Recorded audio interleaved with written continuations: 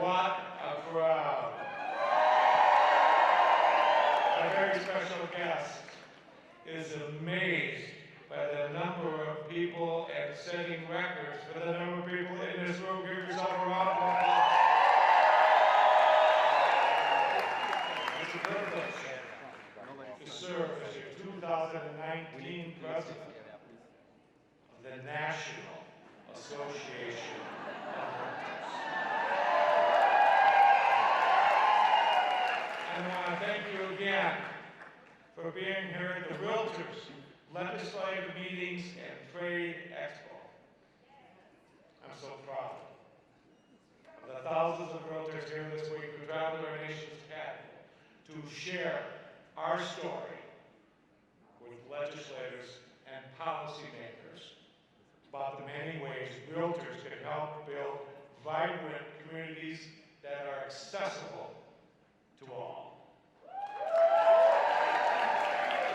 Our realtor narrative is dynamic, encompassing the stories of our 1.3 million members and over 100 million property owners nationwide. As realtors, we're committed to protecting private property rights and home ownership because that's who we are. We've had an incredibly successful week.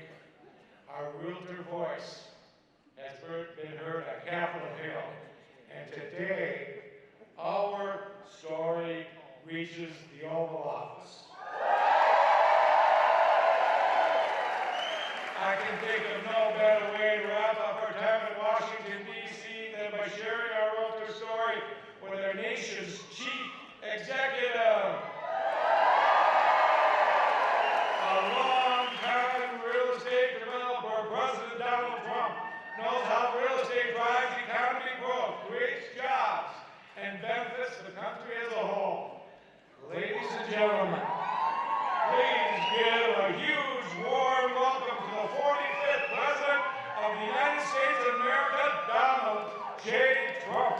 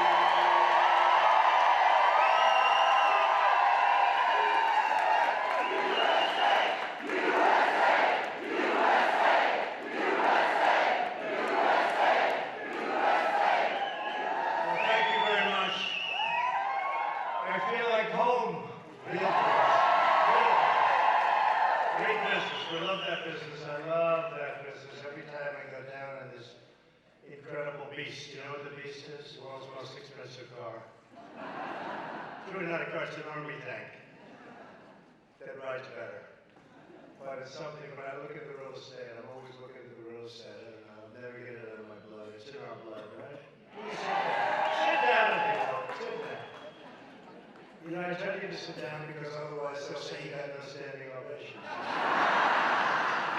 The fake news, they'll say. The crowd didn't like his performance. They gave him no. I had that the other day. They just wouldn't sit down. So they said it was one of his better speeches. You got no standing ovations because they never sat down. It was one. But we love you people, and I know they were just telling me, John, that it's a record. They have people here, and they have people in all the ballrooms all over this beautiful hotel, and there are people outside, closed circuit. Somehow you people know real estate, so you know you have the best location, right? But I'm honored to be here with the hardworking men and women who help millions of families live the American dream, and that's so true. The incredible members of the National Association of Realtors, a name I know very well. I want to thank my friend. He was my friend, my competitor for a while, but he was still my friend. Secretary Ben Carson for his tremendous leadership.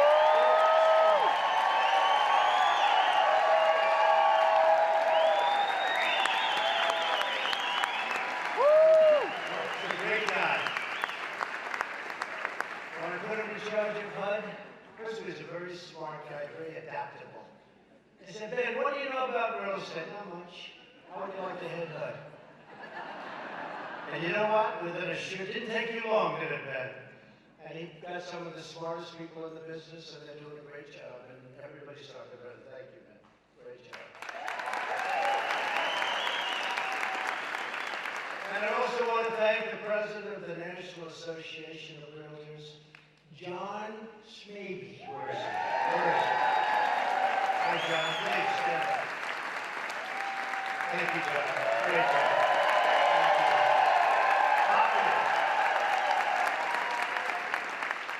Where's CEO Bob Goldberg? Bob, thank you, Bob. Respected guys. Vice President Tracy Casper. Tracy. Great family. Thank you, Tracy. And your entire team for everything that you do to support realtors around the country. I guess that includes me. I took a little sabbatical for 8 years. You know,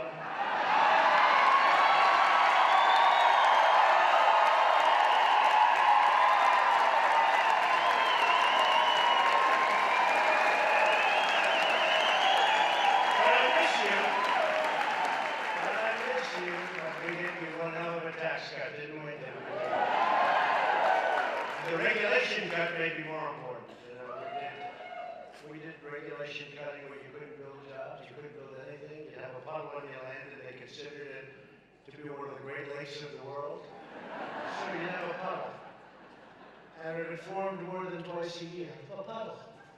We used to call it a puddle. They called it a lake. It came in Lake Research. I actually had it happen to me in Bedford, New York. I was building a development. I was going to build some really luxury, beautiful houses, very great area, and it kept, that's right, New York, New York. It might be screwed up New York, we got to be careful. The taxes are going high. They're doing a mansion tax now, you know what that is, right? They want to be departed, that's not good, the mansion tax, I just heard about that one. But you know, the environmental stuff was very tough, it was getting worse and worse every year. I actually had this beautiful piece of land, 216 acres. And I was going to do something with it, and then I decided to do that. I'm glad I did this, because I can help more people. But Tracy, they had a little area where water would sort of flow when it rained. And all of a sudden I found out that I can't build on the land. Does that make sense to you? I can't build on the land. Because it was considered, for all intents and purposes, a lake. And how did people find out about the lake? My consultant told them. Because this way you have to use your environmental consultant longer, pay more money to get you out of the jam. Isn't that nice? They fired his ass so fast.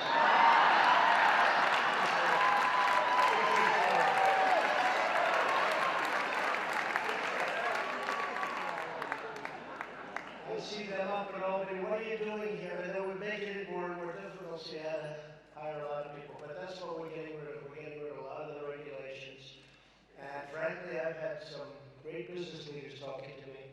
And if they had their choice between, we have the biggest tax cut bill in the history of our country, and we also, in that bill, got included Anwar, one of the great oil sites in all over the world, in Alaska. And we got rid of the individual mandate, which is by far the biggest problem with Obamacare. Where you paid a lot of money for the privilege not to pay a lot of money for health care. How about that one? This is the only thing. You paid not to have it. You paid a fortune not to have it. And we got rid of it. So, but we are doing regulations, and I think regulations, frankly, maybe are a bigger reason for our tremendous success as a country over the last 2.5 years. Maybe even bigger than the tax cuts. I mean, it's incredible what's happening. I just left Louisiana, and we're building. Well, then you know what I'm talking about, building a tremendous LNG terminal, LNG refiner. It's $10 billion, one of the biggest in the world. It must be a mile long, I've never seen anything like this. It's a building, but it's all pipes inside, all pipes. There's no space, there's all pipes. They didn't use any space then. And I've never seen it, it's incredible. $10 billion, 10,000 jobs. Louisiana, now they're going to do more of them. And if you look over the last 40 years, I don't think we built a refinery, or certainly we built very few of them. And now we have a lot of refineries going up in great locations, and it's really incredible. worked with the EPA, and we worked with people that were really stopping them. These people were in the process of getting permits for many, many years. And we helped them, and we got them very, very quickly, and they've invested tremendous amounts of money. It's sold out. It's sold out. For 20 years, it's all sold out. See, that's no different than an office building. You sign a lease, and you get your financing, right? These people, they sign with countries, and they get their financing. But I think it's bigger and probably even better, to one another truth. And they're happy, and it's a lot of people that are working, and we did that, but we did many of them. We did the pipeline, as you know, the big pipelines, the Keystone XL pipeline. We did the, right? And it was 48,000 jobs at the Dakota Access Pipeline. These are tremendous things, and frankly, environmentally great, better than tracking it down, better than putting it in trains, better than doing any other way. And it goes to the various parts of the country that need it. They're fantastic. These are things that would never have happened if other people got into office. I could almost say if almost anybody else in the world got into office, I don't think it would happen. Including Republicans. But before I begin, I'm pleased to announce that we've just reached an agreement with Canada and Mexico, and we'll be selling our product into those countries without the imposition of tariffs or major tariffs. As you know, Canada has been, for years, and we have a great relationship with Canada and the Prime Minister. We have a great relationship, but they've been charging us extremely high tariffs, as much as 285% or more for our agricultural products, which is an absolute barrier. It's essentially a barrier. In other words, when you pay 285, guess what? You know what they're saying? We don't want your business. So it was a barrier to our farmers being able to do business with them, to our farmers being able to sell product in there. So that deal is going to be a fantastic deal for our country. And hopefully Congress will approve the USMCA quickly. And then the great farmers and manufacturers and steel plants will make our economy even more successful than it already is, if that's possible, which it is possible.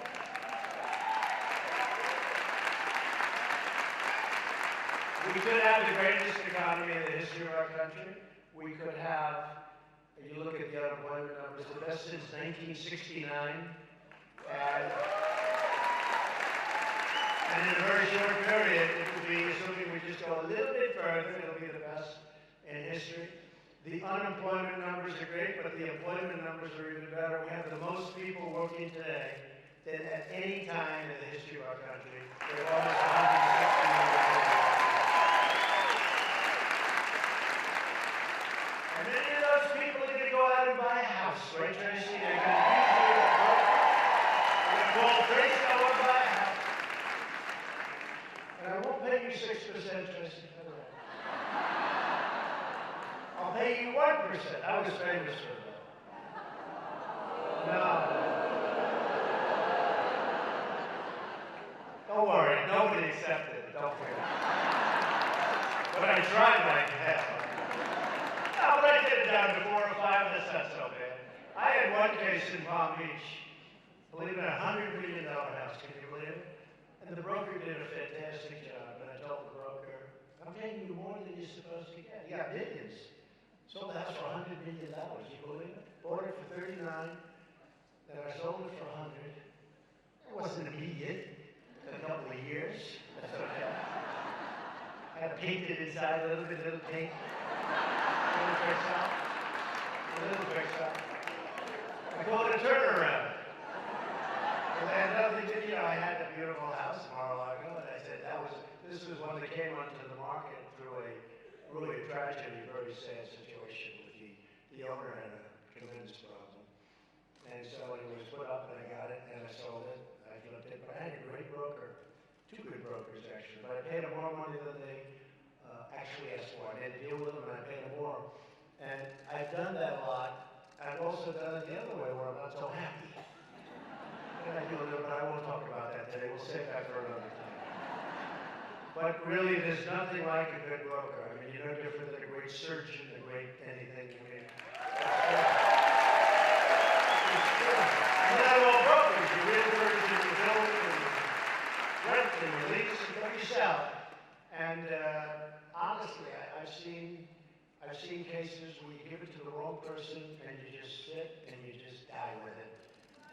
right person comes along and it's like genius. It's like genius. And you have to remember those people. Those are great people. And you have to reward them properly. I really mean it. You have to reward them properly. So you are really, truly fantastically talented people. There are some probably in this room that don't have such great talent. You know who I am and you know who they are. But you have some tremendously talented people in this room. I know this business so well. I love this business. And you have people that can really do a job that very few people can do. And frankly, if you went into another business, you'd do great with that too. But there's something about the real estate world that's it's incredible. You just love it. It's in your blood.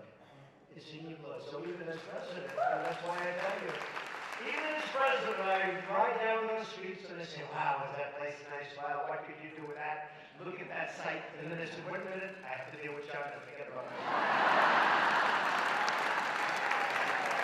I love your business and we're here today because realtors play a special role in the American economy, and that's true.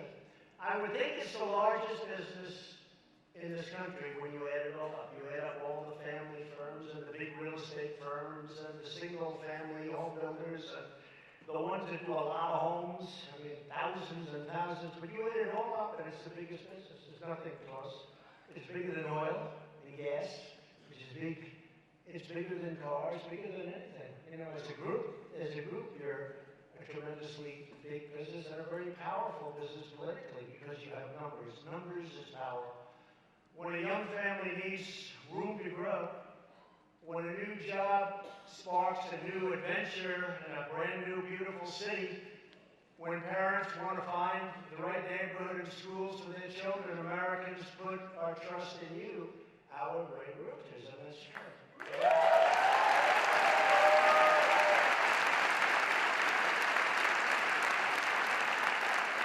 I mean, I'll just tell you one little thing.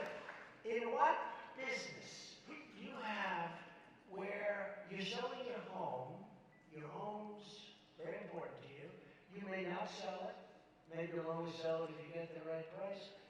And you leave the key under the mat so the broker can take anybody they want, even though you're going to be away for 3 weeks, right? How many people trust people? You would only trust a great realtor to do that, right?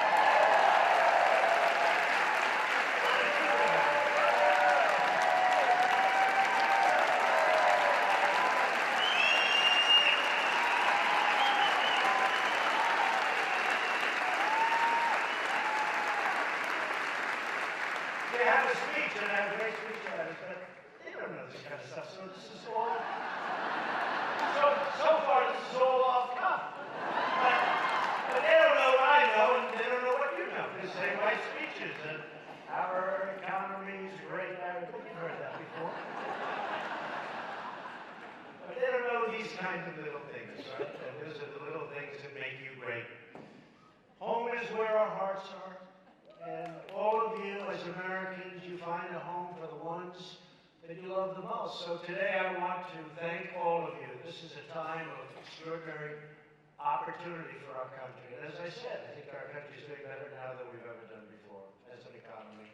And I think it's going to get even better. We're the envy of the world.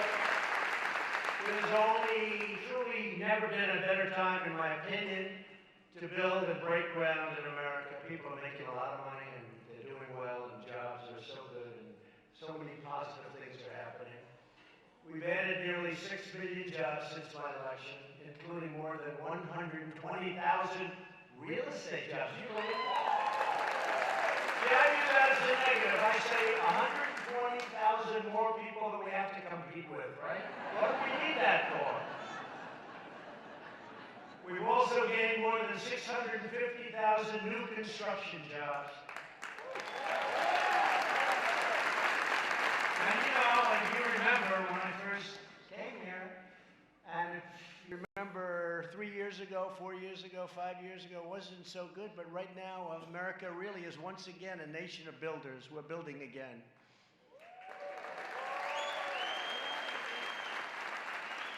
More than 5 million Americans have been lifted off food stamps, and we're getting Americans off of welfare and back into the workforce. That's a great thing.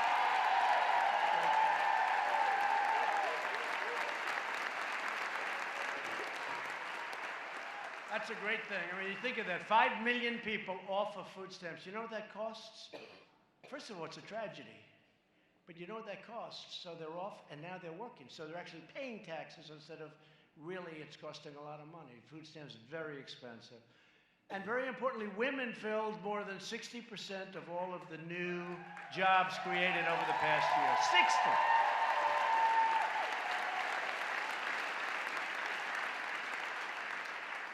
So I think the men should sue the women for discrimination. They should sue. Get a great lawyer. And after years of stagnation, wages are rising fast with the quickest growth for blue-collar workers. The best statistic of all, and people don't know, everyone's doing great. The rich are doing great. The not-so-rich are doing great. The middle income is doing the best. But the best of all, the blue-collar worker has the biggest percentage increase of anybody. And that's beautiful. And these things didn't just happen by accident. They happened because we are taking out this power out of Washington, these bad people, and returning it to the American people where it belongs. Just think about Comey and his characters. Think about Comey and the gang. Drain the swamp. Drain the swamp. Comey, Brennan, Clapper, we're draining the swamp, folks. And you think it's easy? It's not easy. It's not easy, but we're doing it. We're getting rid of a lot of bad ones. At the heart of America's revival are the massive tax cuts that I signed into law a year ago. And they are like rocket fuel for America's economy. The typical family of four earning $75,000 is now saving more than $2,000 on their income taxes, money they can put toward anything they want to put it, including save it. Many small business owners are here today, and you can now deduct up to 20% of their business income, one of the most significant small business tax cuts in American history.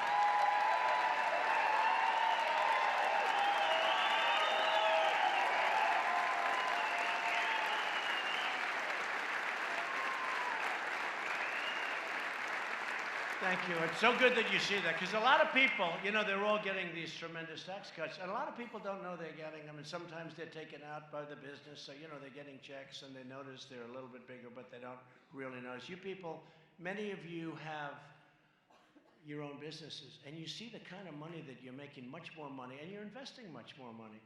But it's great that when you see it, you know, you're very entrepreneurial people. Real estate people are. If you're not, you're in deep trouble.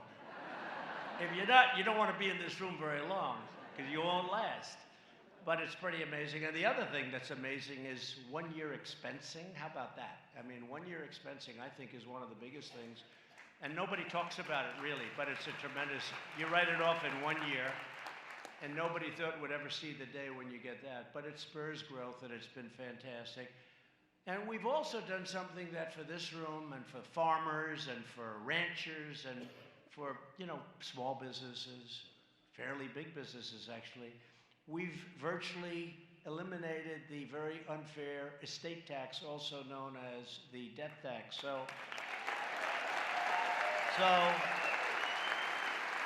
if you want to leave your real estate company to your child or your children, they like real estate, they have an aptitude, and you love them and they love you, otherwise don't do it, the hell with them.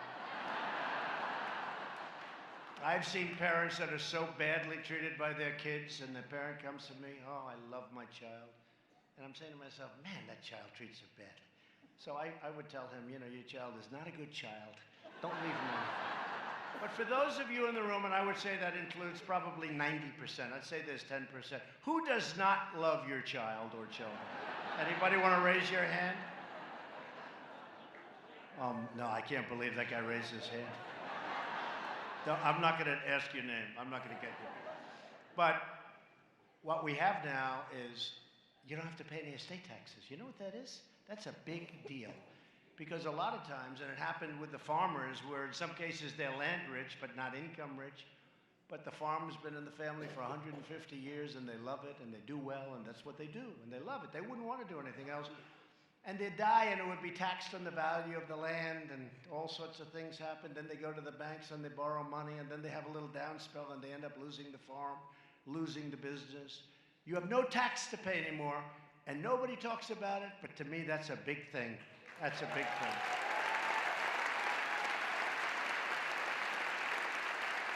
And thanks to the opportunity zones where Ben Carson's been working so hard, right? Made possible by tax reform, we're making enormous investments in distressed communities. Tremendous. I will tell you this, and Ben, I think you can agree with me. He has to agree. By the way, if he doesn't, he will tell me. I guarantee. He'll stand up and say, "Sir, I disagree with you." It's amazing the way it's worked out. Do you agree? I had no idea. Tim Scott was very much involved, and we did it. And you know, I've been hearing about these things for 40 years. Oh, we're going to do this, we're going to do that. Nothing works. These things have become tremendously successful. Tremendously successful. In areas where money was never invested, very, very big, powerful, rich people are spending tremendous amounts of money. They have certain tax advantages, but we've got them to open their wallets, and the jobs that are being created in neighborhoods where people wouldn't go before. The opportunity zones, and it's starting to be seen, and it's starting to be written about. It's a great achievement for Tim Scott. It's a great achievement for Ben Carson.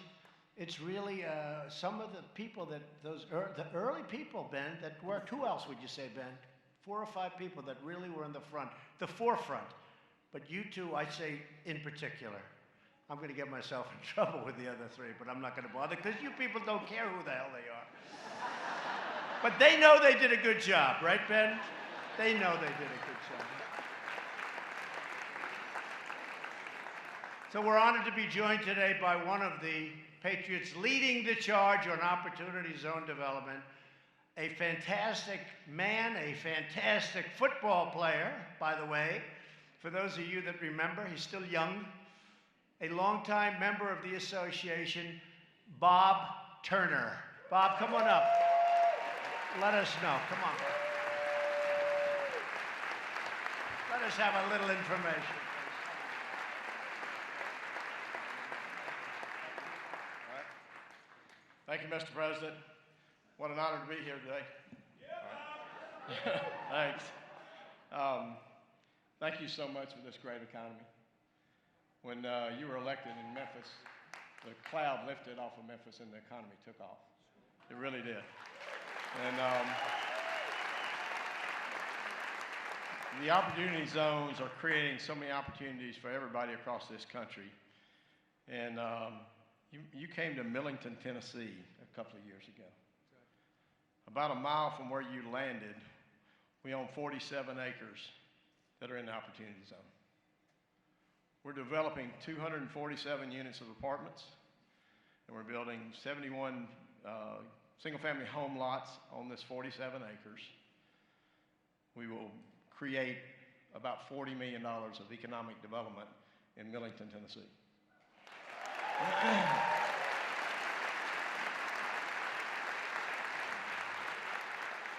Millington has not seen any new developments for over 10 years. No new apartments, very few houses, and it's home of the Naval Air Station, Naval Base, with your fine patriots. And it's going to make a change in that town.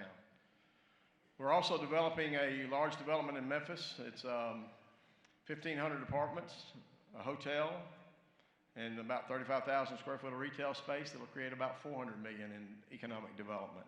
It's not in the opportunity zone, but it's creating a tremendous amount of jobs in Memphis. Yep. Yep. So, as realtors across this country, we've been talking about this all this week, and I've told them they are the catalyst for this opportunity zone with Mr. Carson and President Trump. And without it, we would not be able to revitalize these communities that need help. I had the opportunity to come to the White House and represent our realtors in your economic summit for the Opportunity Zone. And I thought it was all about real estate, but it's about workforce. It's about housing. It's about every kind of economic development you can do in these zones. And it's really going to make a difference. As you said, the money's flowing. The day that y'all release those rules, the faucet turned on.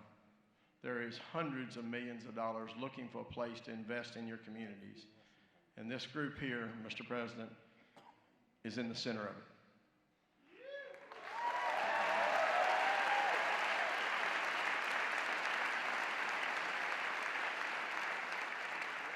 Our realtors are going to create this situation in every city and town across the country and be the catalyst for building these opportunity zones out to put people to work and put people in homes and revitalize our nation. And we, on behalf of the realtors, we want to thank you. And I want to say one more thing.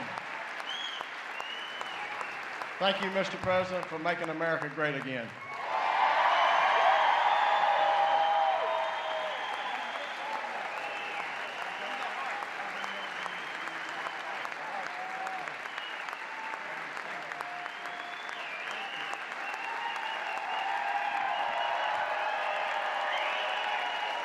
Thank you, Bob. Wow, that's from the heart. No notes, no nothing. That's from the heart. And I have to tell you, a man who just arrived, I introduced him, but I'm going to ask him to take a little bit of a stand. Your president, because John Smaby, you really wanted Trump, and look how you turned out. Right? Stand up, John. He wanted Trump.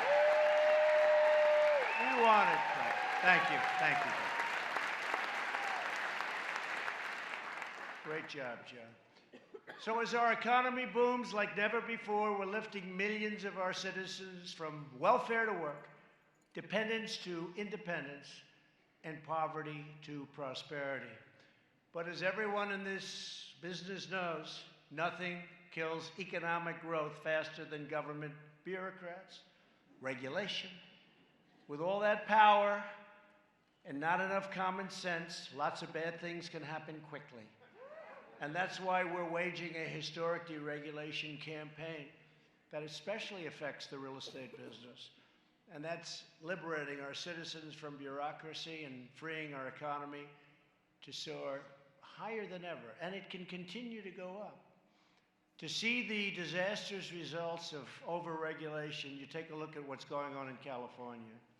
Housing costs are among the highest in the country.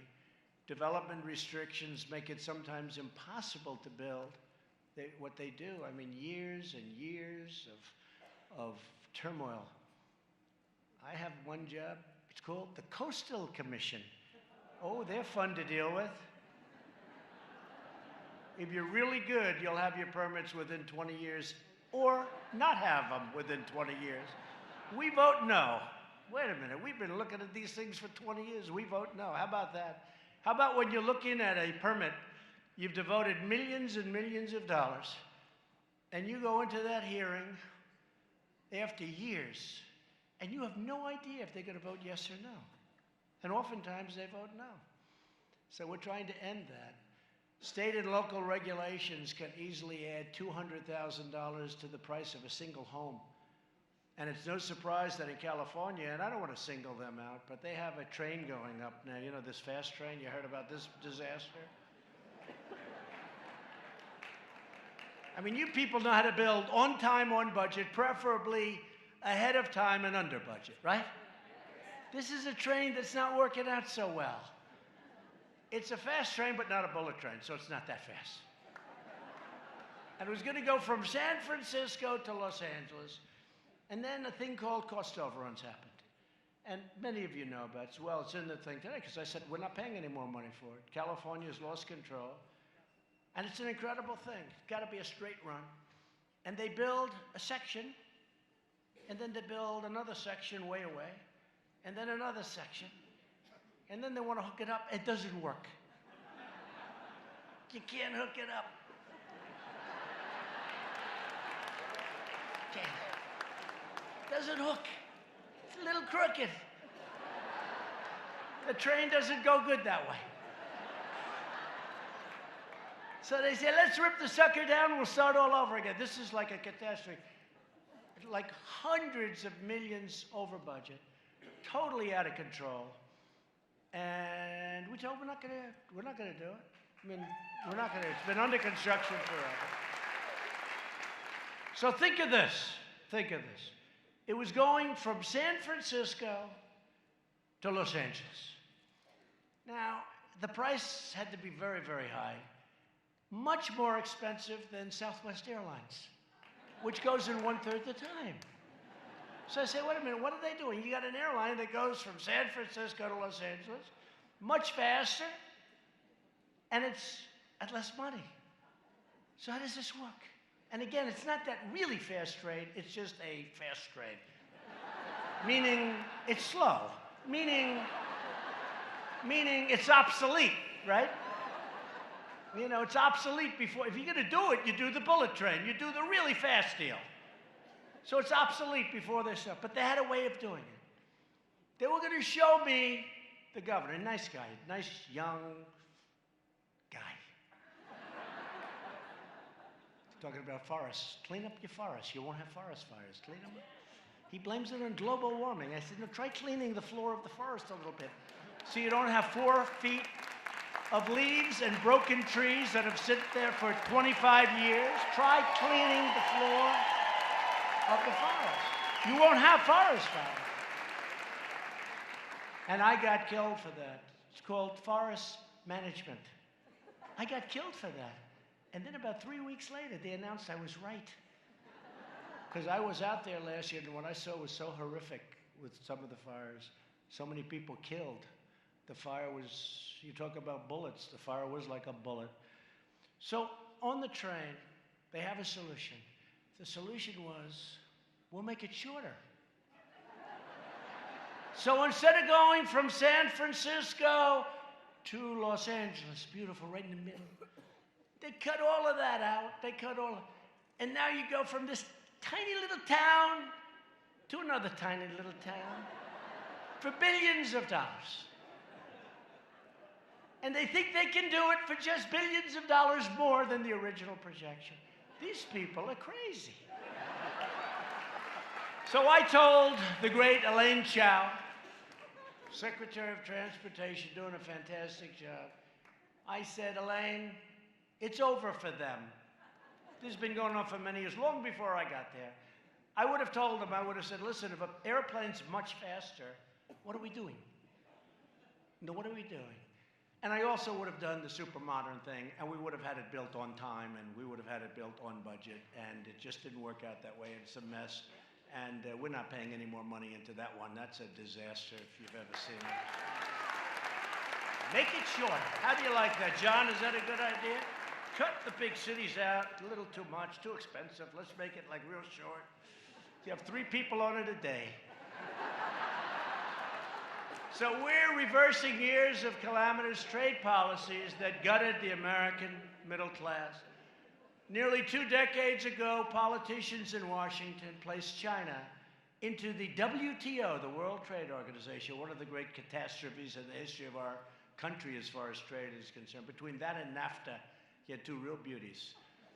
Allowing it to largely do whatever they want to do to the American marketplace.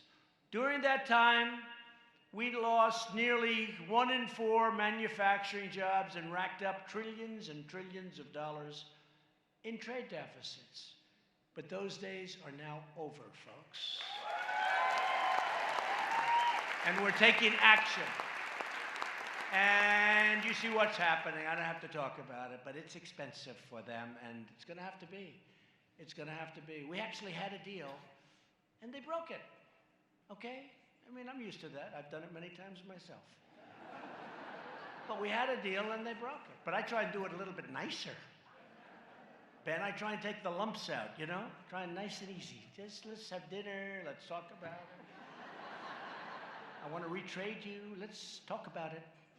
But they took out a lot of the things that we negotiated that were done, and I said, can't do that. Sorry, can't do that. You've been doing that too long to our poor presidents that had no clue what was happening.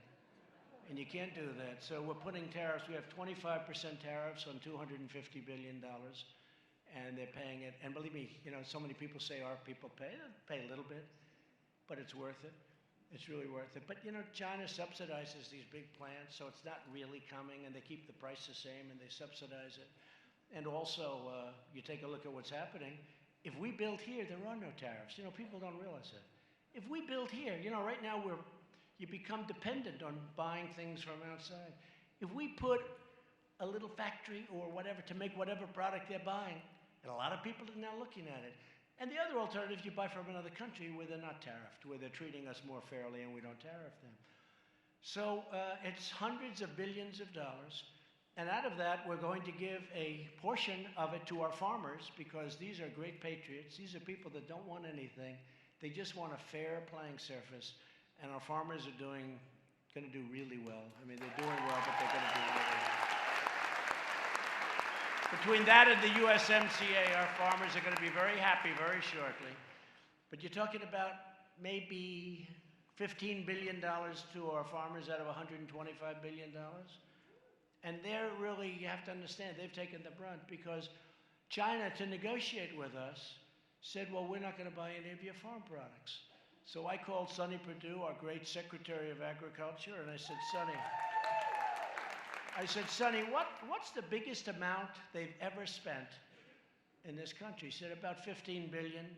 People could say 18, 19, but basically 15 billion. I said, so let's take 15 billion, set it aside out of the 100 or 125 billion, whatever it may be. And what we'll do is the farmers will sell at a lower price because of competition. And what we do is we make up the difference. We have a little bit of a difference. We make up the difference. So they do great. We do incredibly great. But you have to understand, they use the farmer because the farmers were all for Trump.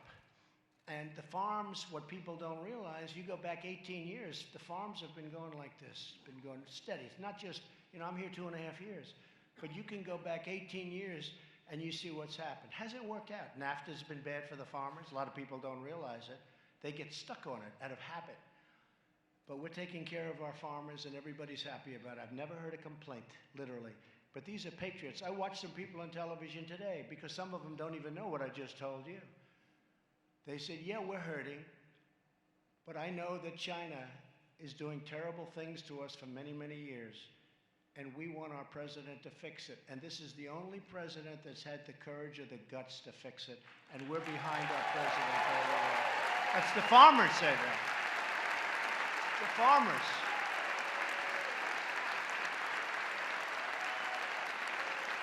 That's the farmers.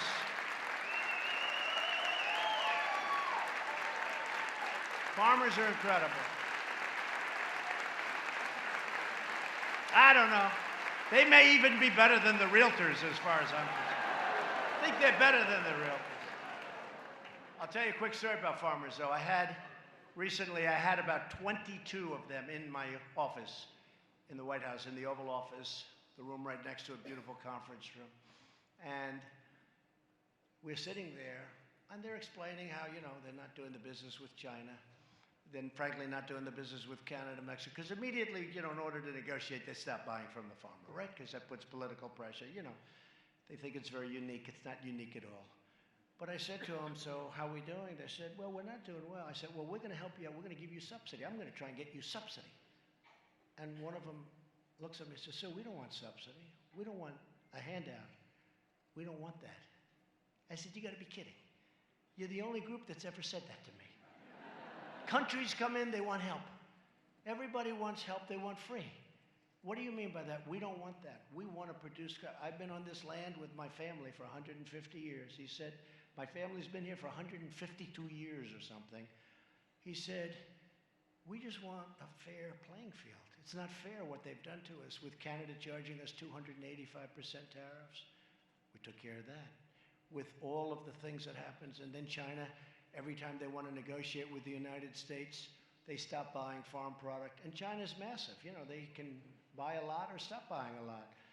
And they use the farmers to negotiate, and especially with me, because they know I love the farmers. And they know the farmers, you look in the middle of this country, that whole thing is beautiful Republican red.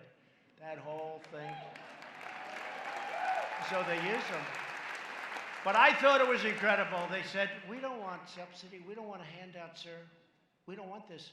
We want just a level playing field. Let us do what we do better than anybody in the world. I said, man, is that nice? And every single person in that room agreed with him. It was great. So I had to tell you that story. It's not a real estate story, but it's, I found it to be pretty amazing because I'm on the other side all the time. Every day people come in and they all want something. Countries want military protection. Really? You want it? Wealthy countries, you going to pay for it? No, we would think you'd pay. Oh, really? Those days are over too, folks.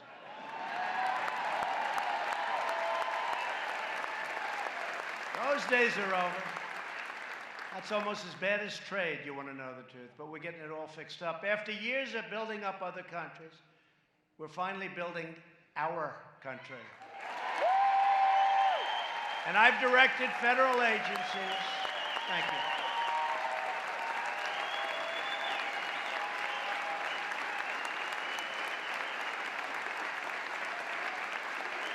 Thank you.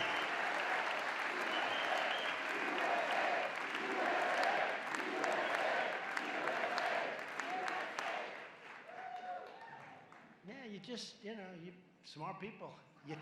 Aren't we, hey, seriously, aren't we tired of being ripped off? We're being ripped off by everybody. I tell people about NATO. NATO's fine.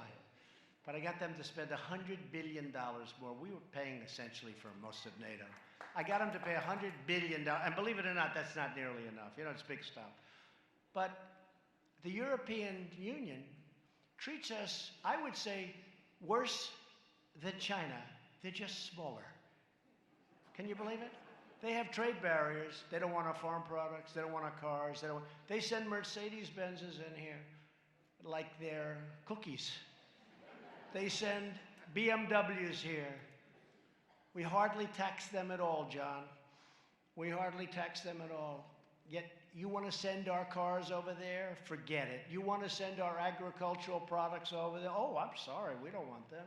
We have our own farmers. It's a very unfair situation. Medical equipment's a big business, believe it or not. All the big equipment, medical stuff. We make the best in the world. Well, they changed the standard so that our equipment doesn't qualify. They made it not a higher standard, just a different standard, so that our equipment now doesn't qualify without these companies going and spending a fortune to make equipment that's not as good. So it's a very unfair thing. So we protect them. We spend hundreds of billions of dollars protecting them, and then they take advantage of us on trade. It's not fair. We lost $180 billion with the European Union. And we all love Europe. We love Europe. I think they got to be careful with Europe, frankly. But we all love Europe. But it's not fair the way they treat us. So I just tell you that. I've directed federal agencies to drastically accelerate the approval process for new roads and bridges so that our families can get where they want to go safely and our economy can keep running full speed ahead. I mean, highways that were taking 21 years to get an approval. There's a highway in a state not so far away. Took 20 years to get it approved. And they had an opening fairly recently, not a big road, it's sort of not even a highway, it's less than a highway. But by the time it ended up, it was 20 years late. They spent tens of millions of dollars on environmental impact statements. The road was a dead straight road, the first road, dead straight, so that if you had a rough night, you can go straight. Now it's a road that goes this way, because of nesting, different things nesting. Who the hell knows what's nesting, but whatever it is. So the road ends up being twice as long and curving like hell, and unless you're 100% sharp, you're in deep trouble. They got these barriers, right? You know, the barriers, you see, wah, wah. So my father and I would have built that thing for nothing, And it cost, I mean, hundreds of millions of dollars. And just years, and you look at the environmental impact statements. I actually brought one to one speech, and it was literally, it was this high, and there were like 3 other sections. It was just nonsense, okay, just total nonsense. So we're stopping that. We're trying to get it down. It takes 17, 18 years to get a highway approved. We're trying to get it down to 1. We have it down to 2. We think we can get it down to 1. And We're getting rid of the quadruples. You know, you have many quadruples. You have some where you need 10 agencies to approve the exact same thing. So let's say you're doing really well. You get Carson to approve it. You get all these different people to approve it. And then you have one agency you can't get. That's the end of that project. So we're simplifying it, and we've done, I think, Ben, a great job on that. And we have it down to a much lower number, probably 2 years. We'd like to get it down to 1. And it may get rejected.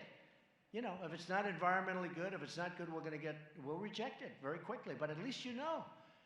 So we've done a good job with that. Very good job. I think, again, a lot of jobs are being created. A lot of people are doing things that they never thought they could do before. We freed local lenders from the heavy-handed regulations also. You know what was going on there. That were crushing community banks and threatening the housing market. Pocahontas had an agency that was, I mean, she was a disaster. She enjoyed destroying these local lenders. I mean, I think she got pleasure out of destroying beautiful local lenders who have been lending to your clients and probably yourselves for years, and they were going out of business, and they were living in fear. Pocahontas, that's another beauty. She's doing really well so far, isn't she? Her and her beer commercial.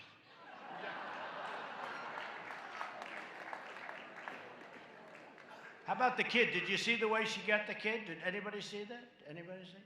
Where she wanted the child brought in front of her? What? Boy, that kid moved quickly.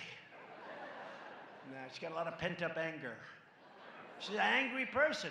But you know what? Making it very tough on people that you know. You know exactly what I'm talking about. And now we have that running beautifully, and they're loaning, and they're nice people. You know, they're nice people again. By some estimates, under the previous administration, CFPB regulations cost credit unions a stunning $6 billion. Well, that's what we're talking about. That was her baby. And she had the man that was in charge of that running in the great state of Ohio. But Mike did a good job, and I did a good job.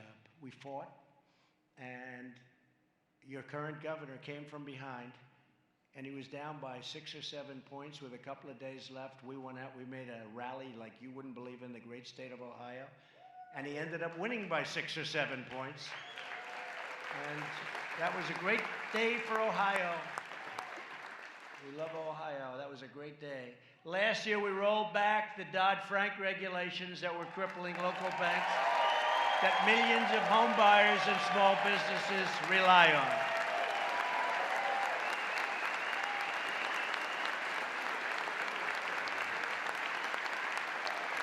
I didn't know this was a banking convention. I thought this was a real estate convention. But you know what was happening to bankers, right? John, I mean, you know what was happening to bankers. The bankers are being crushed, and they're being threatened. And these are people that were phenomenal. They were being destroyed. Now small lenders are once again thriving. They're free to invest in our communities and help more families experience the joy and the pride of home ownership. And I'll never get credit for this. The press doesn't give me any credit for anything, no matter what I do. No, it's true. It doesn't matter. Look, who cares? The people know. The people know. That's why I have to go through a different source. It's called Do Speeches, and go with our social media stuff, which is quite powerful, I must say. But they're very dishonest. And, you know, we're right now dealing with Iran, and they put out so many false messages that Iran is totally confused. I don't know, that might be a good thing. No, they put out the fake news. They put out messages. These people right back here, they put out messages that I'm angry with my people. I'm not angry with them. I make my own decisions. But I'm angry with my people. I'm not angry with my people. I'm worse than they are. They're worse than me are. They're more militant. Mike Pompeo's doing a great job. Bolton's doing a great job. But they make it sound like it's a conflict. And the good news, I was thinking today, I said, gee, what must our adversaries think? And then I look and I say, you know, it's probably a good thing, because they're saying, man, I don't know where these people are coming from, right? But they put out false, you know, they say confidential sources. Do you ever notice they never write the names of people anymore? Everything is, a source says, there is no source. The person doesn't exist. The person's not alive. It's bullshit, okay? It's bullshit.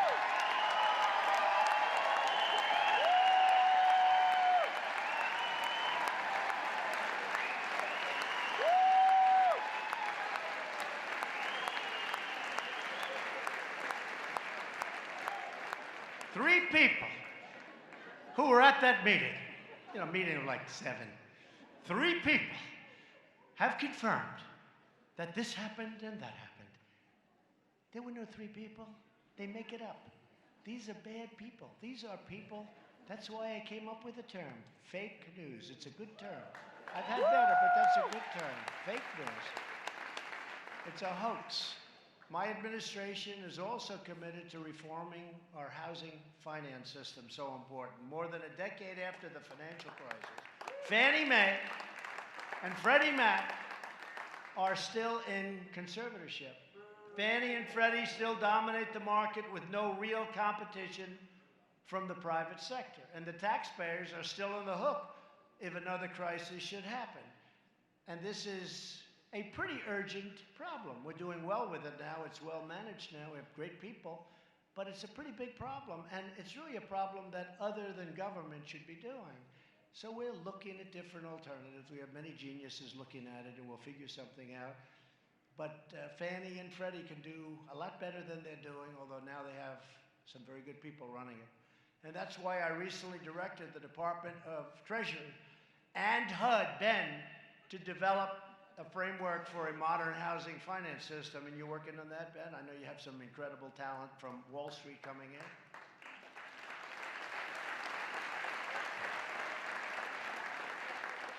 We actually call on very smart people, Somebody said, why are you using Wall Street? I said, because I want to get very smart people.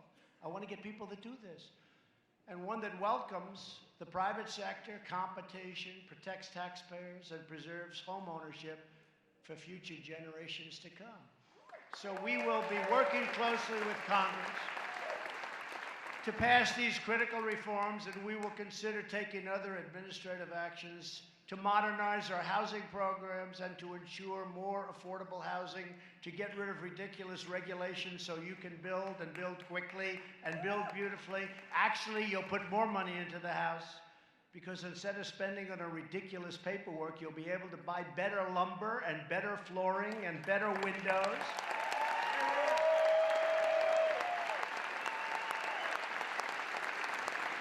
And just as we believe that every American should have the chance to own a home, if they work hard and follow the rules, we'll also believe that every American should have the right to choose their own health care. We're going to become really the party of health care. That includes our newly created association health plans that a lot of you are using. And just very quickly with us today is Teresa Beth McKee, Chief Executive Officer of Nevada. I love Nevada. Nevada Realtors. Come on up, please, Teresa. Please, thank you.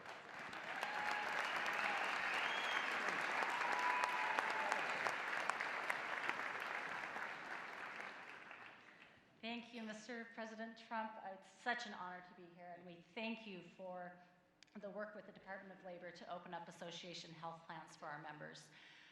In Nevada, we have statewide association health plans offered for our members from Nevada and Las Vegas. We cover currently over 1,000 lives in just the last couple of months that we've had this open. 27% of those people were uninsured before our plan, completely uninsured. For those that were insured, they are saving an average of $150 to $300 a month.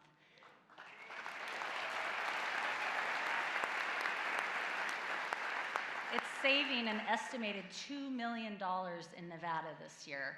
And that money goes right back into their businesses and right back into their communities, helping our economy.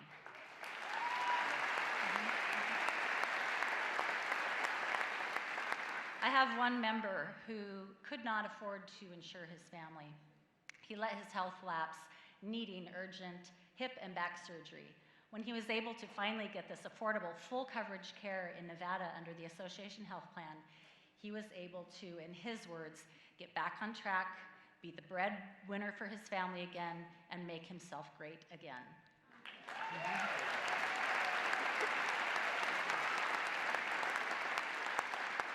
Another really critical part of association health plans is what it's done for our rural communities. Before association health plans, our rural communities had one choice, one product, one plan.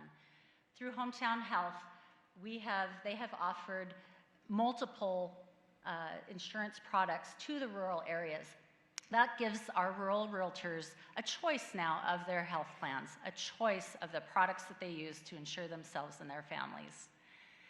We recently went, a couple of colleagues and I went and met at the White House with the Department of Labor because association health plans are under attack. And we're working with the Department of Labor to ensure that this critical need for our realtors is allowed to continue. It's critically important to our realtors to have choices to fully affordable and full coverage health plans. Thank you again, Mr. President. It's a great honor.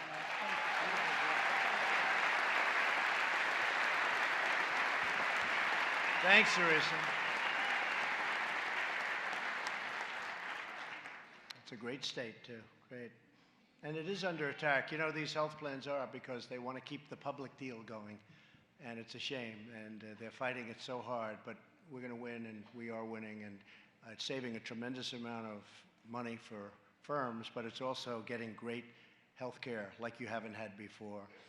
And we also have to protect the 180 million people with private health care. They want to destroy that. I must tell you, we have an election coming up that's going to be very important for you people because they want to take it away. They want to bring your taxes up to 80 or 90%. They started a couple of months ago at 70. But they really mean 80 or 90 or 95. And that won't pay for it, by the way. That won't. You need twice that. So you have to be very careful. But we'll always be defending America's rights to have low-cost, high-quality health care of your choice. So important. And sadly, when you look at what's going on with Washington, you see a lot of positives, but you also see people that are fighting very hard. They have 25 people now running for the office of president, and some of these people are stone cold crazy.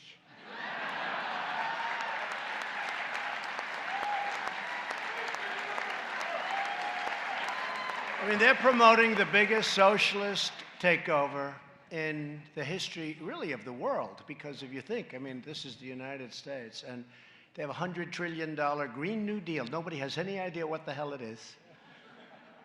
They know that you can't take a plane anymore. You have to take a train to Hawaii. Train. A train to Australia and a train. Hey, if they can't build from San Francisco to Los Angeles, what's going to happen when they say, let's build a train to Europe? Let's build one up to Europe. We'll go a fast train. 100 miles an hour. Let's see. Well, a plane goes 6, so you got a long trip in a train, I'll tell you. This is crazy. This is crazy. But I don't want to hit it too hard. I want to save it for the election because I don't want them to change. You know? I don't want them to change. I don't want them to have time to pivot. I want them to go with this stuff. But we still have to be careful, and it'll never happen as long as I'm president, so you can bet on that. So just to finish up, you're friends of mine. I know a lot of people in the room. And home ownership and what you do as realtors and as real estate people, this is a part of Americana. This is a great, great thing you do. You work hard. You love people, you love this land, you love this country. You take care of employees. In some cases, you are employees, and you love the person that takes care of you. But you're very, very special people. I know so much about what you do because I did the same thing. Can you believe it now? It's almost 3 years. Can you believe this? Who knew this was going to happen?